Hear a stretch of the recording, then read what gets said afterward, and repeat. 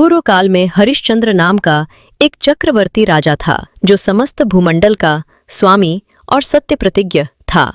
राजा की प्रशंसा धरती से आकाश तक फैली हुई थी। तब एक दिन दुर्वासा मुनि को यह सहन नहीं हुई। वह राजा की परीक्षा लेने उनके दरबार में पहुंच गया और राजा से उसका सारा राजपाट मांग लिया। राजा अपना सारा राजपाट देकर अपनी पत्नी और पुत्र के साथ वन वन भटकने लगे। लेकिन जीविका चलाने के लिए राजा ने अपनी पत्नी और पुत्र को एक ब्राह्मण को बेच दिया और खुद शमशान में एक चांडाल के दास बन गए। पूर्व जन्म के बुरे कर्मों का फल तो प्रत्येक मनुष्य को भोगना होता है।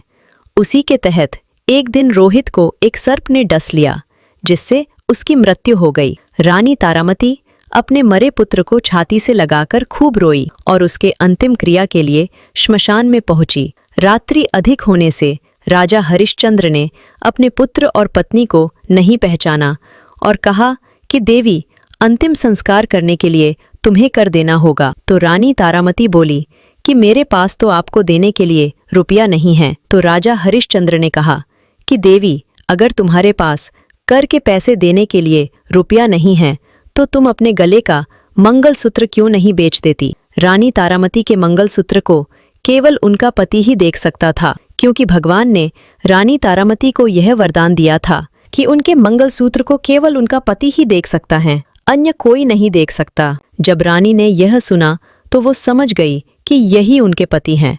रानी ने कहा कि स्वामी, मैं आपकी पत्नी और ये हमारा पुत्र रोहित हैं जो सर्पदंश से मर गया है। क्या आज हमारे इतने बुरे दिन आ गए कि आप अपने ही पुत्र की अंतिम क्रिया में पैसे लेंगे? यह सुन राजा हरिश्चंद्र अंदर ही अंदर रोने लगे, लेकिन हृदय को कठोर करके बोले, हे देवी, मैं शमशान का दास हूँ। मेरे मालिक ने आदेश दिया है कर के पैसे लिए बिना अंतिम क्रिया ना करूँ, इसलिए देवी तुम्हें कर तो देना ही होगा। तब रानी ने अपनी साड़ी को फाड़कर आधी साड़ी से तन ढका और आधी साड़ी कर के रूप में दी। यह देख बैकुंठ से सभी देवी देवता वहां आए और राजा से बोले कि हे राजन, हम सब तुम्हारी परीक्षा ले रहे थे, तुम अपनी परीक्षा में सफल हुए। तब भगवान बोले कि हे राजन, पूर्व जन्म में तुमसे अजा एकादशी का व्रत खंडित हो गया था, तुम्हें उसी का दंड मिला है। अब तुम अपनी पत्नी, पुत्र और प्रजा के साथ अजा एकादशी का व्रत, पूजन और रात्रि जागरण करो। तुम्हें तुम्हारा राजपाट, वैभव, सुख सब मिलेगा। भगवान ने रोहित के ऊपर अमृत छिड़का तो वह जीवित हो गया। सभी देवी देवताओं ने उनके ऊपर फूलों की बरसात करी और अपने लोक को चले गए। राजा ने पत्नी, पुत्र और पूरी प्रजा के साथ अजा एकादशी का व्रत किया तो सब पहले जैसा हो गया और वे चिरकाल तक सुख भोग मरने के बाद बैकुंठ को प्राप्त हो गए। बोलिए विष्णु भगवान की जय।